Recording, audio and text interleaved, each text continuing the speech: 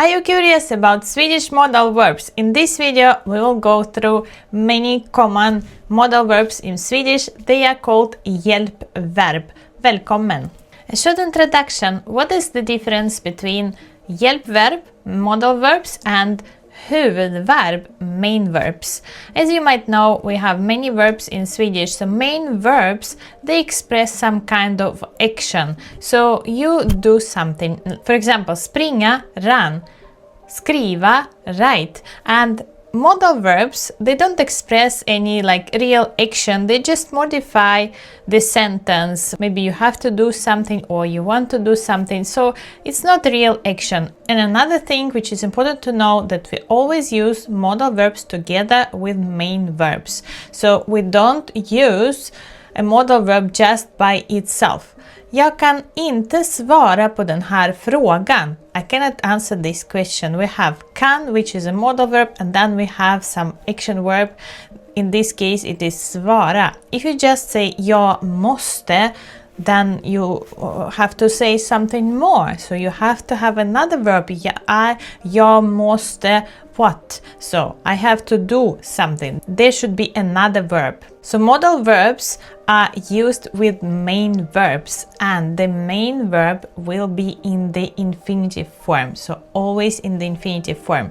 There are some exceptions though, which we use in spoken Swedish. For example, if you say jag kan spanska, that means I know Spanish. You can also say jag ska till Stockholm. We don't have any other verb here. It means I'm going to go to Stockholm, so we drop the verb att åka. For example, in this case, jag ska åka till Stockholm. But when you say jag kan spanska, it's like jag kan prata spanska, like that. So sometimes we do use modal verbs without any other verbs, but in most of the cases, you need to have another verb. So let's have a look at some common modal verbs, and then we will go further to some specific, a little bit more different modal verbs in Swedish. The first one I have here, skola, ska, skulle.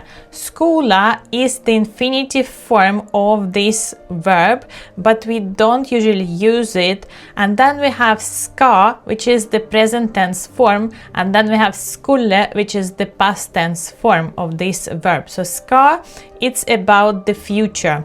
Det ska regna i natt. Det ska regna i natt. So here we know something about the future. For example, somebody said it on TV that it will be rain tonight, so you say ska. Also, it's about future when the subject in the sentence plans or decides something about the future. Jag ska gå på bio ikväll. This is my plan. Jag ska gå på bio ikväll. So decisions and plans, also we will use ska. And then we use ska when we are giving orders. Usually you tell your children to do something, or maybe if you are a teacher, then you tell your students to do something. Du ska borsta tänderna nu. Du ska borsta tänderna nu. This is my order. Also, when you advise someone to do something, man ska inte göra så. Man ska inte göra så. So this is a kind of an advice, so you use ska as well. Then the next one is to use ska in its form skulle in a polite phrase. Jag skulle vilja titta på det här skåpet. So the phrase is jag skulle vilja, I would like to, and then you have another verb. What would you like to do? Jag skulle vilja titta på det här skåpet. The next verb is måste. Måste, it means have to, and the present tense is måste, and the past tense is måste as well, but people are usually using another expression, which is var tvungen att. So we use var tvungen att instead of måste in the past tense. And måste is about obligation. Alla barn i Sverige måste gå i skolan. Alla barn i Sverige måste gå i skolan. Then we use it also as an appeal. Ni måste vara tysta nu. We use ska as well. To give orders, we can use måste. Ni måste vara tysta nu. And in case of negation, we don't use måste. Instead, we will take another modal verb, which is behöver. Måste inte? No. Behöver inte. Du behöver inte diska, jag kan göra det. The next one is kunna. This is the infinitive form. Kan is the present tense. Kunde is the past tense and kunnat is the perfect tense form.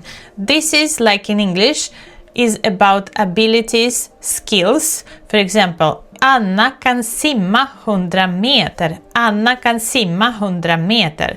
We also speak about possibilities. Jag kan tyvärr inte komma på mötet. Jag kan tyvärr inte komma på mötet. Vilja, vill, ville, velat. Here we have 4 forms. Again, infinitive, present tense, past tense, and supinum form, which is the perfect tense. This is about our desires. Hon vill helst gå hem nu. Hon vill helst gå hem nu. You see the translation. By the way, I will not tell you the translation because you see it in the presentation. Then we have this verb, få, får, fick, fått. This is an irregular verb. You need to know the forms of this verb. So this one is quite complicated. It has a lot of meanings. Also, it is used, the same verb, it is used as a main verb, huvudverb. And then it has a meaning which is to get something. To get something, this is another verb. When we use it as a modal verb, it has several meanings. So we have the first meaning is permission. Du får låna min dator. So I allow you to do something. Du får låna min dator. And if we use it with negation, it will be the opposite. So it will be prohibition. Man får inte parkera här. Man får inte parkera här. Then, what do we have? Then we have also obligation, but in a way that it's not you have to do something because there are some rules or regulations, but because it's just the situation is like that, you know? You have to because the circumstances are like that. De fick vänta i väntrummet i 2 timmar. So it wasn't about the rules, it's just they had to, you know. It was like that, the situation was like that. So when you have to do something because of the circumstances, it will be also for. And then we use it as well, like ska, as an appeal, as an order. Nu får ni lägga er. Nu får ni lägga er. And the last one is a polite request. Får jag bjuda dig på kaffe? Får jag bjuda dig på kaffe? Then we have the next verb, which is böra, bör, borde. This one doesn't have the perfect tense variation because we don't need it, but this one is a little bit tricky. It means, first of all, to give an advice, to give a recommendation. But here we have 2 forms. We have present tense form, which is du bör läsa mer böcker. And we have also the past tense form, which is du borde träna mer. And the difference is that when you use bör, it will be a little bit heavier, you know. You are pushing this person because maybe there are some rules, or maybe situation is like that, this person have to do something, it's good that this person will do this.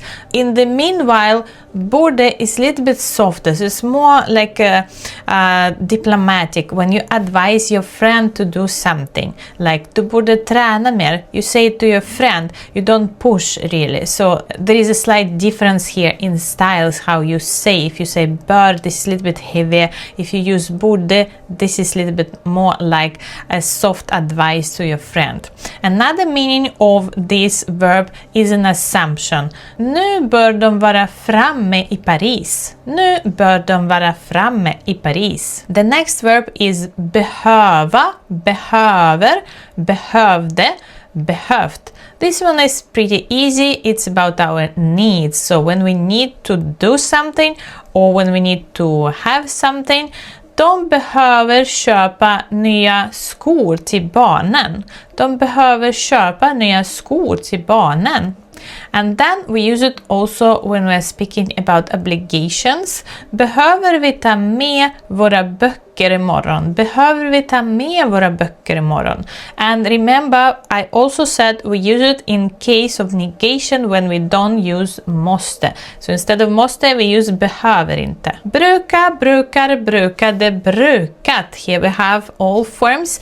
And here, this one is a little bit tricky because usually it is translated like if you place this sentence in any translator, it will just say usually, but usually is an adverb in English and brukar is a verb. So you need to remember this is a verb, so it's about our habits. You can say that brukar means usually do something, and what you do you express with the main verb which is coming next. So hon brukar stiga upp klockan 7. So she usually gets up. You see in the English sentence there is only one verb, while in Swedish we have two verbs. So you need to be careful because verbs are important in Swedish sentences because of the word order. So brukar is a verb and it means usually do something, to have a habit of doing something. Orka, orkar, orkade, orkat.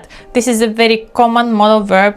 Swedish people, they like it so much, especially in December, because then they are so tired and they say jag orkar inte because there is lack of sun and, and it's cold like that. So it means to have energy or strength to do something, and we can speak both of our physical energy and our mental energy as well. Jag orkar inte springa mer. Jag orkar inte springa mer. This is about my physical energy. Jag orkar inte prata med henne. Jag orkar inte prata med henne. This is about my mental strength. So important to remember this is both about mental and physical condition, and it's not only that we use it with inte, but it's quite common because we don't have energy often to do something, but you can use it also without inte, of course, if you have energy to do something. So it means to have energy to do something. Then the next one, hinna, hinner, han, hunnit. Hinna, hinner, han, hunnit. It's an irregular verb. So this one is about time. Make it in time or have enough time to do something. So it's about time. Vi hinner inte måla om rummet innan jul. Vi hinner inte måla om rummet innan jul. So we don't have time. We will not have enough time. Tänka, tänker, tänkte, think. You think that it means to think, but no. As a modal verb, it means actually to plan, to intend to do something. De tänker köpa hus i Spanien. De tänker köpa hus i Spanien. So you can use it as a main verb when you are speaking about thinking, about the process of thinking, but as a modal verb, it is used with the meaning to plan, to intend. And then we have the next one, ämna, ämnar, ämnade, ämnat.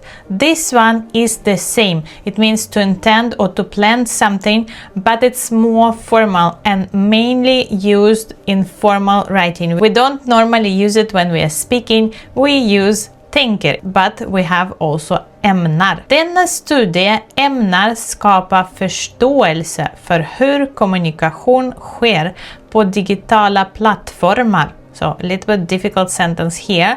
Denna studie ämnar skapa förståelse för hur kommunikation sker på digitala plattformar. So, as you see, it's quite formal. The next one is råka, råkar, råkade, råkat.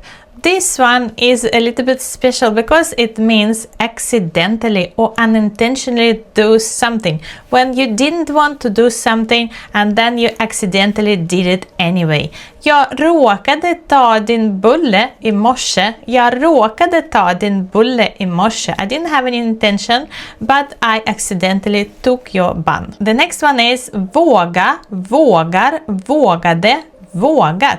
This one is pretty specific. It means to dare to do something. Hon vågar inte köra bil i en stor stad.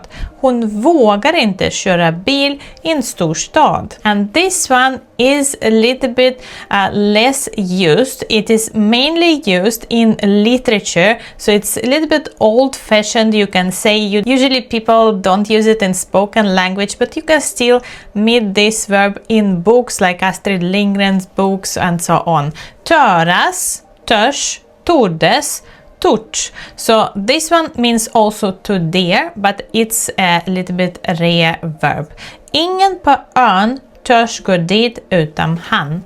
Ingen på ön törs gå dit utan han. Slippa, slipper, slapp, sluppet. Slippa, slipper, slapp, sluppet. This one we use when we don't have to do something, when we can avoid doing something. Du slipper åka fram och tillbaka. Du slipper åka fram och tillbaka. So you don't have to, you can avoid this. Verka, verkar, verkade, verkat. This verb is about impressions, so usually translated as to seem. De verkar vara nöjda med resultatet. De verkar vara nöjda med resultatet. Önska, önskar, önskade, önskat. This one is about our desires. We wish something to happen.